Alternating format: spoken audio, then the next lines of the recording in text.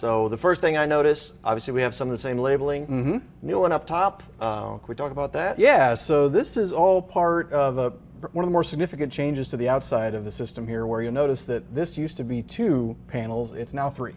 And the reason for that is you can separate all of these to bring your line set connection inside the cabinet and make the braze inside, and now you won't have this panel trapped on your line set, right, if you go to remove it later. So what that allows you to do is make the connection inside, meaning that the line set connection to the coil will be protected by our leak detection sensor should there be a leak there. On the coil, let's take a look at that.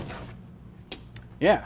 Well, I see here, didn't this used to be outside of the cabinet? Exactly right. So before you would have had this connection right here, and if you made a connection right here, any leak that occurs at this connection would not be detectable by our sensor that's inside the cabinet, right? Makes sense. So ideally we're going to make those connections inside the cabinet. Now if that's not possible, if you bring that panel back, if that's not possible, we do have a label here depicting that you can make connections outside the cabinet, but they need to be 10 feet away from any kind of ignition source. And that being the braze point, I'd imagine, potential spot for leak? Yeah, exactly.